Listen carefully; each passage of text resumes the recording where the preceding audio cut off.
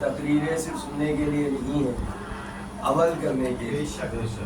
تو لہٰذا یہ سب سے پہلی بات شعر پڑھا گیا ہے، اس لیے کہہ رہا ہوں شاید اس پہ الزام نہ ہے کہ کیا پڑھ رہے ہیں کہ فرش ادا جب بچتی ہے تو شہزادی کونین سب سے پہلے تشریف لاتی ہے۔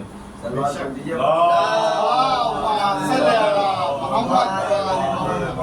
جب شہزادی تشریف لاتی ہیں تو آپ کسے انتظار کروا رہے ہیں؟ آپ یہ تو سوچئے، آپ شہزادی کو انتظار کریں، کیونکہ فرشیدہ اور مجلس کا وقت ہے کہ اب مجلس ہونی ہے تو سب سے پہلے شہزادی تشریف لاتی ہیں۔ اور جیسا کہ آپ نے شعر میں پڑھا کہ ہمارا کون انتظار کر رہا ہے؟ ہمیں وقت کا انتظار کروا رہے ہیں۔ لہٰذا تمام مومنین و مومنات سے گزارش ہے، کیونکہ اس مجلس سے پہلے مستورات کی مجلس ہوتی ہے تو بہتر ہے کہ وقت کا تھوڑا خیال رکھیں، کیونکہ جس نے یہ فرش ادا بچھایا ہے بڑے ارمان سے بچھایا ہے، اس کے ارمان ہوتے ہیں اور وہ چاہتا ہے کہ مومنین و مومنات فرش ادا میں تشریف لائے، تبھی مجلس شروع کی جائے۔ یعنی وہ اس لیے نہیں کر رہا ہے، وہ آپ کے احترام میں رکا ہوا ہے کہ آپ آئیں، آپ بیٹھیں، آپ اس ثواب میں شامل ہوں، اس لیے وہ انتظار کر رہا ہے۔ کیونکہ اسے یہ معلوم ہے کہ جب فرش ادا بچھی ہے تو یہاں پر 2-4 نہیں ہزاروں لاکھوں لوگ موجود ہیں، جنہیں ہم دیکھ نہیں پا رہے ہیں۔ ایک سلوات پڑھیے۔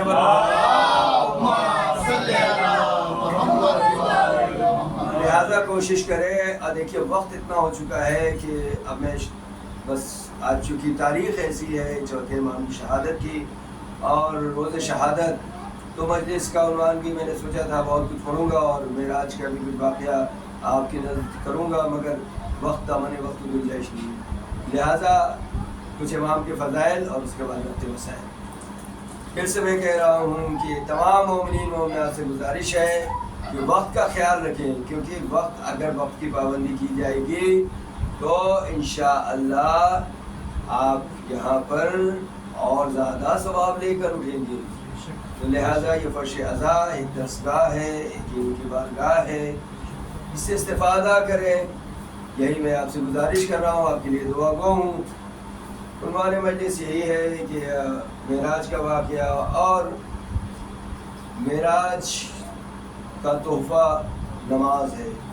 الصلاۃ و معراج المومن، مومن کی معراج نماز، اور نماز کو حیات بخشی ہے امام حسین ہے، نماز کو زندگی بخشی ہے چوتھے امام حسین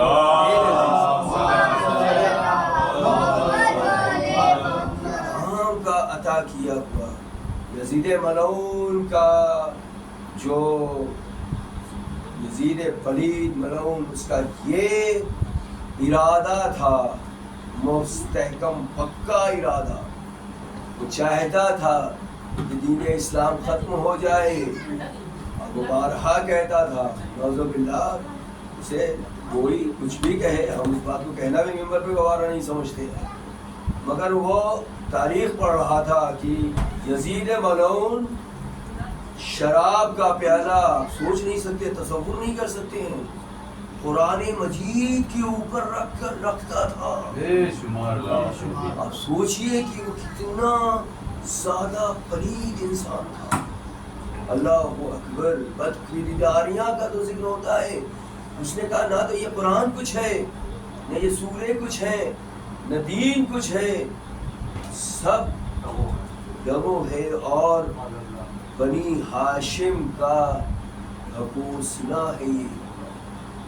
یہ بنی ہاشم نے اقتدار حاصل کرنے کے لیے یہ ڈھونگ رچا تھا، یہ وہ کہہ رہا تھا کہ جسے نہ تو دین سے مطلب تھا نہ اسلام سے مطلب تھا، اسے آپ کیا کیا سمجھتے ہیں۔ میں تو یہی سوچ رہا تھا کہ کچھ بڑے بھائی اپنے جیسے ہم یہ بات مانتے ہیں نا بھائی کہ ہمارے 12 امام ہیں، اس میں انہوں نے ان کو بھی شامل کر لیا۔ عقل پہ پتھر پڑا ہوا ہے، عقل کہاں چلی گئی ہے؟ بار بار میں زیادہ کھل کے بول نہیں پاتا ہوں۔ ایسے انسان کو جو نہ تو حرام سمجھتا تھا اس کے لیے حرام کوئی چیز تھی ہی نہیں. کچھ ایسی باتیں جو میں ممبر سے پڑھ نہیں سکتا, وہ ایسی نازیبہ حرکتیں کرتا تھا, اللہ کی لعنت ہو. اور انجام بھی اس کا بہت برا ہوا. چونکہ میں پڑھ کا ذکر آیا تو کرتا چلوں کہ اللہ جو بھی ظالم ہے اس کا انجام بہت برا ہوتا ہے. یہ نہ سوچی کہ آج کا یزید نیتنیاہو بھائی وہ ظلم کر رہا ہے تو اس کا مطلب نہیں کہ اس کا انجام برا نہیں ہوگا, بہت برا انجام ہوگا. تو میں کہہ رہا تھا یزید کے انجام کی 2 تاریخیں ملتی ہیں. ایک تاریخ میں ذکر ہے کہ وہ شکار کرنے گیا تھا اور راستہ بھٹک گیا تھا, گھوڑا اسے لے کر چلا گیا, پیاس سے تڑپتا رہا یہاں تک کہ وہ زین سے نیچے گرا اور گھوڑے سے گھسٹتا رہا اور کہاں مر گیا کسی کو کچھ پتا نہیں. مگر دوسری جو روایت ہے اس میں کہ یزید ملعون اتنا شراب پیتا تھا کہ اس کی وجہ سے اس کی آنتوں میں زخم ہو گیا تھا, اور اس کے بعد جراح نے, حکیموں نے اس وقت یہی تھے, انہوں نے دیکھا اور دیکھنے کے بعد کہہ دیا کہ اس کا علاج نہیں ہے. اب کیا انہوں نے تجویز دی سوچ سکتے ہیں؟ انہوں نے کہا اسے ایک پانی, اگر ایک گلاس ایک چند قطرے پانی کے بھی دیے جائے تو اسے اس کے جسم میں زہر پیدا ہو جائے گا. اللہ اکبر. اور یزید ملعون ایک ایک بوند پانی کے لیے تڑپتا تھا.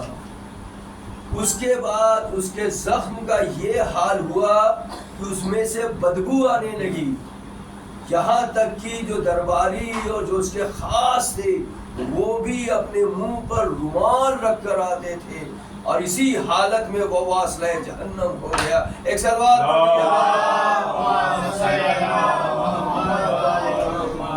اس میں کوئی شک نہیں کہ دنیا میں 3 طاقتیں سب سے بڑی مانی جاتی ہیں. دنیاوی طاقتیں, اللہ کی طاقت سب سے بڑی ہے.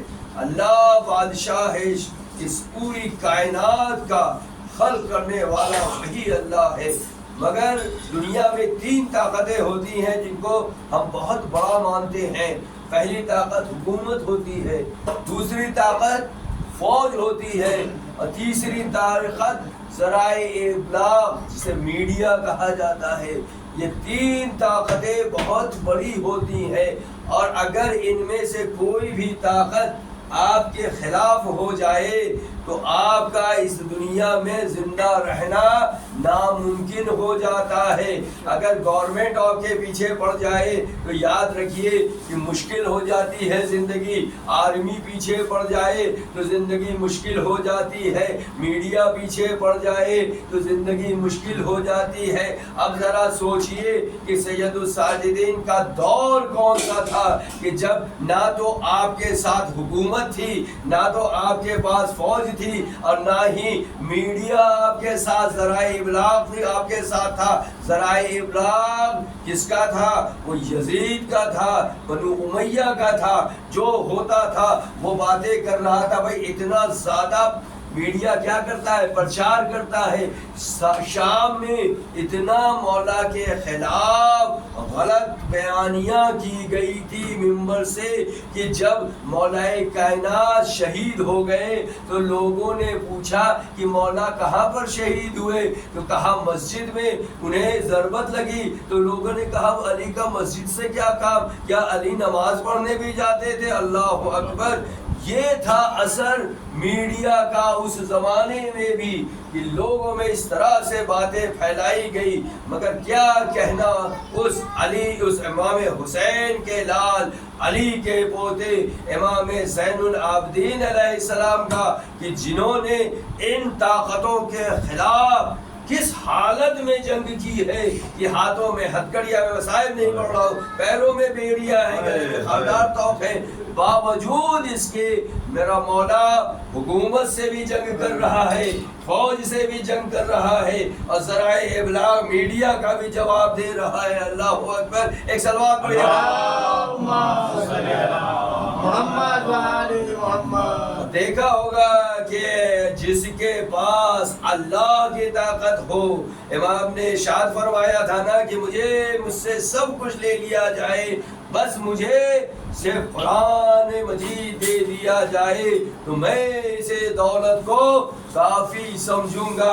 آج دنیا نے دیکھ ہی لیا کہ ایسا ملک جہاں پر حسینیت زندہ ہے، جہاں پر ولایت زندہ ہے، جہاں پہ نام حسین زندہ ہے، جہاں نام علی زندہ ہے، وہ ملک ایران جس کے پیچھے دنیا کی تمام حکومتیں پڑی ہیں، جس کے پیچھے دنیا کی تمام آرمی پڑی ہے، جس کے پیچھے دنیا کے تمام ذرائع ابلاغ پڑی ہے، مگر باوجود اس کے ایران کا اس دنیا میں وجود میں رہنا اور ایسی طاقتوں کا جواب دینا اس بات کا ثبوت ہے کہ اس وقت بھی علی کا پوتا تھا، آج بھی علی کے چاہنے والے موجود ہیں۔ ایک صلوات پڑھیے۔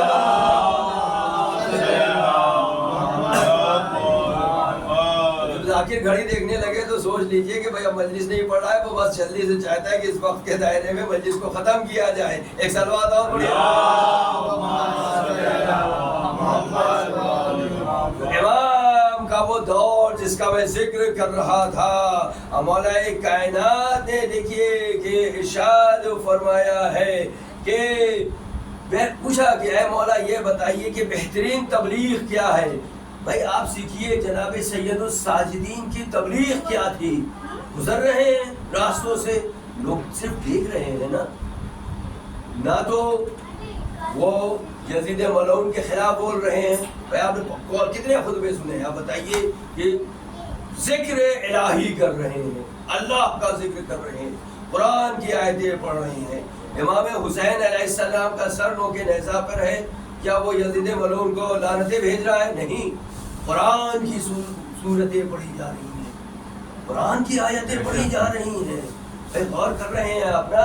مولا ارشاد فرماتے ہیں کہ بہترین تبلیغ جب پوچھا تو امام فرماتے ہیں کہ نہ تو کسی خطبے کی ضرورت ہے، نہ تو کسی خطابت کی ضرورت ہے، نہ تو کسی جنگ کی ضرورت ہے۔ اب پھر مولا ارشاد فرماتے ہیں کہ تلوار بیان کے اندر ہو، زبان منہ کے اندر ہو، آپ کا کردار اتنا بلند ہو کہ تبلیغ اس سے خود بخود ہوتی چلی جائے۔ ایک صلوات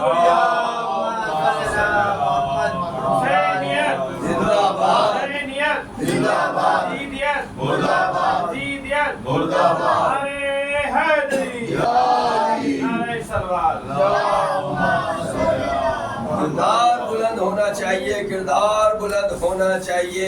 اور قرآن بھی اسی بات کو سمجھا رہا ہے، کہہ رہا ہے سورہ اعراف آیت نمبر 199 کہ ارشاد ہو رہا ہے کہ اگر یہ تم سے بحث کریں، تم کو رسول خدا سے ارشاد ہو رہا ہے اللہ کا، تو تم ان کو عفو کر دو، یعنی ان کو درگزر کر دو، ان کو معاف کر دو۔ ان کو یہی مطلب ہوتا ہے عفو کا، جو ہم نماز شب میں العفو العفو پڑھتے ہیں، تو اس کا مطلب یہی ہے کہ اب یہ ایک صفت ہے اللہ کی، کیونکہ پھر یہ اسی آیت میں ہے کہ جاہلوں کو سے بحث کرنے کی ضرورت نہیں ہوتی۔ ایک صلوات جاہل کا سب سے بڑا علاج یہی ہے کہ اسے درگزر کر دو، اسے اب ہم جو پڑھتے ہیں کہ پروردگار ہمیں بخش دے ہمارے گناہوں کو درگزر کر دے، وہ یہی پڑھتے ہیں نا۔ اور چوتھے امام نماز شب اپنی زندگی میں نماز شب کی عادت ڈالیے۔ بھائی میں بھی نہیں کہتا ہوں کہ میں ہر روز، مگر جب بھی موقع ملتا ہے نماز شب مولا ارشاد فرماتے ہیں یہ نماز شب مومن کے چہرے پر نور عطا کرتا ہے۔ ایک صلوات پڑھ لیجیے۔ چہرے کو نورانی نماز شب بناتا ہے، تو درگزر کرو، یہ میں نے کہا۔ اور مولا بھی ارشاد فرما رہے ہیں، مولا خطاب مگر جب دربار شام میں میرا مولا بولا تو کیا بیان ہے، جو پہلا لفظ استعمال کیا مولا نے کہ اس لکڑی کے ڈھانچے پر تو کیا پک رہا ہے۔ جب یہ لفظ استعمال کیا مولا نے تو بات سمجھ میں آئی کہ وہ ممبر نہیں ہوتا ہے جہاں پر علی کی فضیلت نہ بیان کیا جائے، وہ صرف لکڑی کا ڈھانچہ بن کر رہ جاتا ہے۔ ایک صلوات پڑھیے۔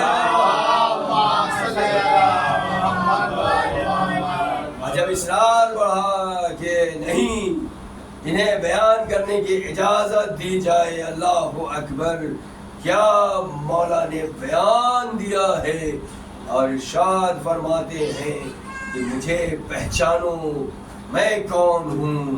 امام کہہ رہے ہیں میں وہ ہوں کہ جو شہید کربلا امام حسین کا بیٹا ہوں، میں رسول خدا کا بیٹا ہوں، میں شیر جناب حمزہ کا بیٹا ہوں، میں علی مرتضیٰ کا بیٹا ہوں، میں فاطمۃ الزہرا کا بیٹا ہوں۔ اللہ اکبر۔ پھر کہتے ہیں میں منا کا بیٹا ہوں، میں کعبے کا بیٹا ہوں، میں زمزم کا بیٹا ہوں، میں سدرۃ المنتہا کا بیٹا ہوں۔ ایک صلوات میں اپنی طرف سے نہیں پڑھ رہا، یہ مولا کے خطبے کے جملے ہیں۔ پھر ارشاد فرماتے ہیں کہ مولا نے ہمیں 7 خصوصیات بخشی ہیں۔ علم ہم سے ہے، ہم علم سے ہیں، علم ہم سے ہے۔ اور پھر ارشاد فرماتے ہیں اللہ نے ہمیں علم عطا کیا ہے، اللہ نے ہمیں علم عطا کیا ہے، اللہ نے ہمیں فصاحت عطا کی ہے، اللہ نے ہی ہمیں بلاغت عطا کی ہے، اللہ نے ہی ہمیں سماحت عطا کی ہے، اور اللہ نے ہی ہماری محبت مومنوں کے دلوں میں رکھی ہے۔ ایک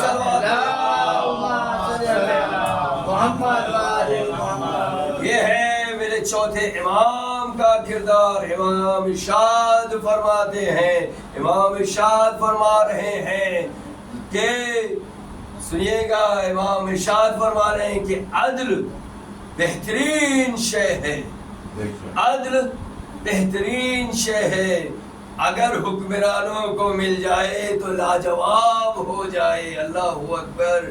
عدل بہترین شے ہے، اگر حکمرانوں کو مل جائے تو لاجواب ہو جائے۔ سخاوت بہترین شے ہے، اگر امیروں کو مل جائے تو لاجواب ہو جائے۔ صبر بہترین شے ہے، اگر ناداروں کو ملے تو لاجواب ہو جائے۔ تلوار پڑھیے صبر بہترین شے ہے، اگر ناداروں کو ملے تو لاجواب ہو جائے۔ تقویٰ بہترین شے ہے، اگر زاہدوں کو مل جائے تو لاجواب ہو جائے۔ عبادت بہترین شے ہے، اگر جوانوں کو مل جائے تو لاجواب ہو جائے۔ تلوار پڑھیے۔ غور کیا کہ عدالت بہترین شے ہے، عبادت بہترین شے ہے، اگر نوجوانوں کو مل جائے تو لاجواب ہو جائے۔ سخاوت بہترین شے ہے، اگر امیروں کو مل جائے تو لاجواب ہو جائے۔ صبر بہترین شے ہے، اگر ناداروں کو مل جائے، غریبوں کو مل جائے تو بہترین ہو جائے۔ اور پھر آخر میں ارشاد فرماتے ہیں کہ حیا بہترین شے ہے، اگر خواتین کو مل جائے تو لاجواب ہو جائے۔ ایک سلوات پڑھیے بہترین سلوات پڑھ دیجیے۔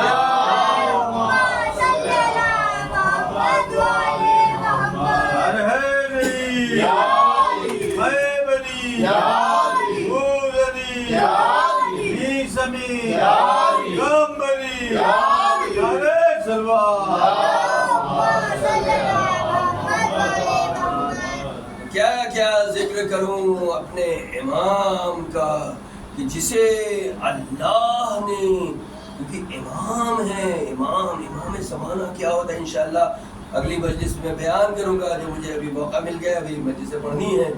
امام زمانہ ہے، لہذا اس پہ ایک پوری گفتگو ہے، وقت میں زیادہ گنجائش نہیں دامن وقت میں. اختیار ہے اللہ کی جانب سے، امام کو اختیار ہوتا ہے، اور اسی اختیار کے نمونے امام نے دکھائے. کئی موقع ایسے ہیں. ایک مشہور و معروف واقعہ آپ کی نظر کرتا چلوں کہ امام کا چاہنے والا امام کی خدمت میں آتا ہے، اور آنے کے بعد ہمیشہ امام کی نظر کچھ تحفہ کرتا ہے. جب وہ 1 سال آ رہا تھا امام کی زیارت کے لیے، اس نے کچھ تحفے خریدے امام کے لیے. جب وہ جانے لگا تو اس کی زوجہ نے کہا کہ کیا تو امام کے لیے ہر سال کچھ تحفہ لے جاتا ہے؟ کیا تیرے امام نے تجھے کچھ عطا کیا؟ اللہ اکبر. اس نے کہا کیا کہتی ہے، وہ امام زمانہ ہے، انہیں خبر ہو جائے گی. اللہ اکبر. مومن ہے. جب اس کو یہ احساس ہوا، اس نے کہا کہ میں اپنی بات سے شرمندہ ہوں، تو مجھے بھی اپنے ساتھ لے چل، اس سال میں امام کی زیارت کرنا چاہتی ہوں. اس نے اسے ساتھ لیا. اب جب راستے سے گزرا تو ایک مقام پر اس کی روح افسر ہو گئی. اب اس نے اسی مقام پر اسے چھوڑا اور امام کی زیارت کے لیے آیا. امام کی زیارت کے لیے جب آیا تو امام کھانا نوش فرما رہے تھے. اسے دیکھ کر اٹھے اور کہا آ تو بھی کھانے میں شامل ہو جا، میں تیرا ہاتھ دھلانے کا. مولا میں آپ کا ہاتھ دھلانا چاہتا ہوں. اس نے مولا کے ہاتھ پر پانی ڈالنا شروع کیا. مولا نے کہا اس ظرف کو دیکھ، اس دشت کو دیکھ، مجھے کچھ نظر آ رہا ہے. اس نے کہا مولا پانی ہے. کہا نہیں، اسے غور سے دیکھ. جب اس نے غور سے دیکھا تو دیکھا اس میں سفید موتی موجود ہیں. امام کا ہاتھ دھلا. کا اور دیکھ. اب جو دیکھا تو اس میں سرخ زمرد ہے اور تمام جواہرات ہیں. امام نے کہا کہ میری طرف سے ایک حقیر سا تحفہ ہے، تو لے جا اور لے جا کر اپنی زوجہ کو دے دے. ایک جملہ کہوں، امام اسے کہتے ہیں جس کے ہاتھ کا دون بھی جواہرات میں تبدیل ہوتا ہے. ایک محمد. جب امام نے اسے عطا کیا، اس نے ہاتھ جوڑ دیا. کہا مولا مولا آپ دلوں کے راز کو جانتے ہیں، مگر مولا وہ میری زوجہ جس کی زبان سے یہ جملہ نکل گیا تھا، مولا نے یہ بھی کہا ہمارے حالات سازگار نہیں ہیں، نہیں تو ہم کبھی اپنے چاہنے والوں کو فراموش نہیں کرتے ہیں. امام سے اس نے کہا مولا اس سے غلطی ہوئی، اس کی زبان کہا نہیں. میں اس بات سے امام کہلایا کہ میں تجھے کچھ عطا نہیں کر سکا. یہ جانتے کہ میں کس کے لیے لے جاؤں مولا؟ وہ تو راستے میں اس کی روح افسردہ تھی. امام نے کہا لے جاؤ، میں تجھے حکم دے رہا ہوں. جب وہ گیا تو دیکھا زوجہ وہاں بیٹھی ہوئی اس کا انتظار کر رہی ہے. ایک سوال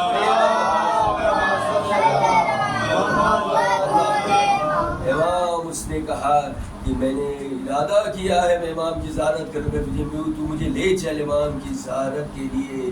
اب وہ بھی بڑا ششدرما تھا کہ نظر کی کیا ہو رہا ہے، حیران و پریشان کہ آخر یہ کیا ہوا. میں تو اسے مردہ چھوڑ دیا، یہ زندہ کیسے ہو گئی.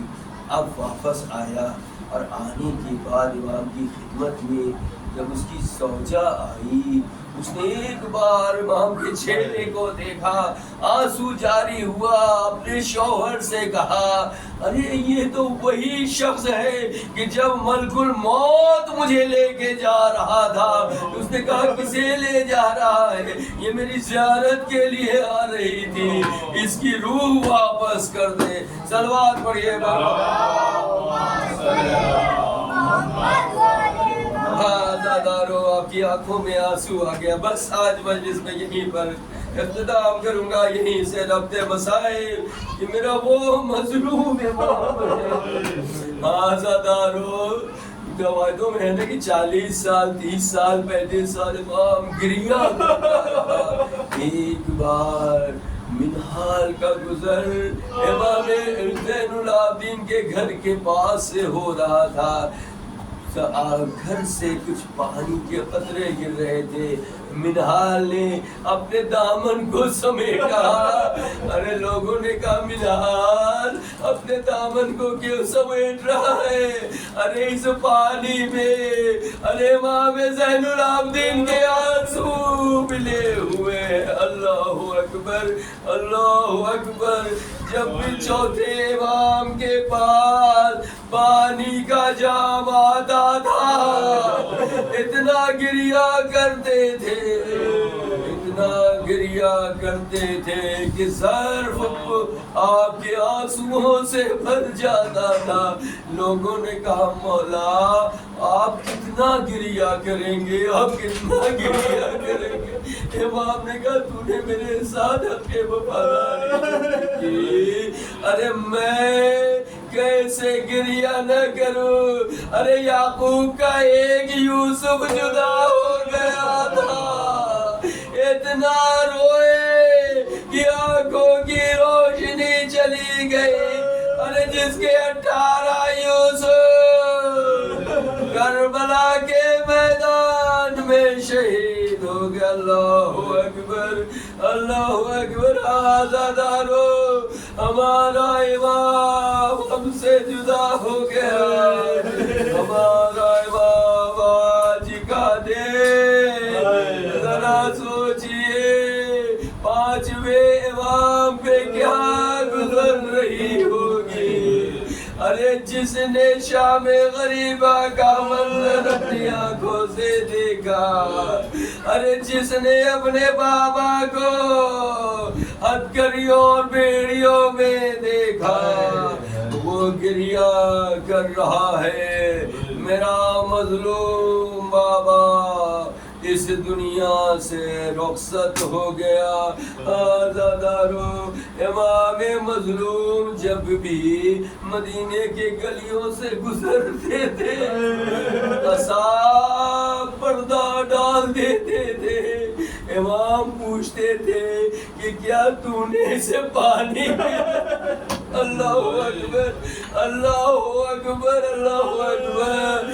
ایک بار ایک شخص ایک ذبیحہ کو لے جا رہا تھا. ارے امام نے یہ منظر دیکھا اور گریہ شروع کر دیا. لوگوں نے کہا کہ مولا آخر گریہ کی کیا وجہ ہے؟ کہا دیکھو یہ ذبیحہ جا رہا ہے, اسے جب ذبح کیا جائے گا تو کسی کو اس بات کی فکر نہیں ہوگی, نہ تو اس کے لیے کوئی بچانے آئے گا کیونکہ اسے ذبح کیا جائے گا. کربلا میں ایسا ہی منظر تھا. ارے میرے بابا کو ذبح کیا جا رہا کوئی نہ تھا. ارے جو زہرا کے لال کو بچانے آتا. اللہ اکبر اللہ اکبر. آزادارو امام زین العابدین ہاتھوں میں ہتھکڑیاں ہیں پیروں میں بیڑیاں ہیں. آزادارو ہم آخر آگ کا ماتم کیوں کرتے ہیں؟ ارے یہ روایتوں کے جملے ہیں. ارے جب لٹا ہوا قافلہ شام کے بازار سے گزر رہا تھا, ارے بالا خانوں سے لٹے ہوئے قافلے پر آگ کی بارش کی گئی آگ کی بارش کی گئی. ارے جناب سید ساجدین کا اب آبا جلا آواز دی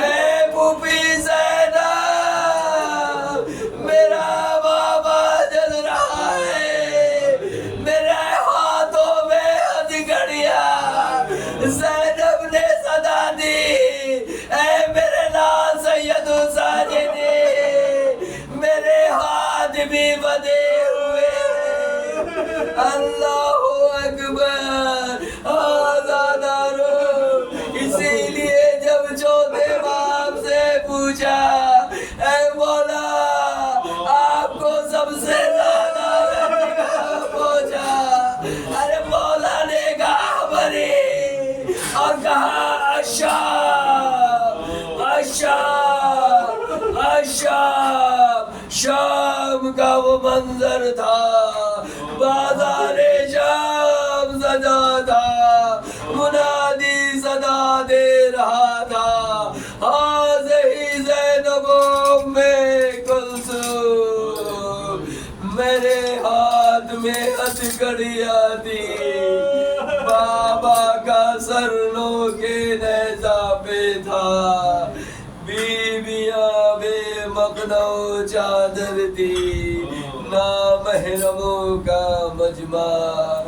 میں وہ مظلوم امام تھا, تو نے کہا نہ گریا کیوں کر رہے ہیں, شہادت بے شک ہماری میراث ہے, مگر ماں بہنوں کی چادریں اترنا, بے پردہ سر برہنا, کوفہ و شام کا بازار, یزید ملعون کا دربار. شرابی تخت پہ بیٹھا ہے, سر حسین ہے, ایک چھڑی ہے لبے حسین سے کر رہا ہے. مظلوم امام یہ منظر دیکھ رہا ہے. اللہ اللہ اللہ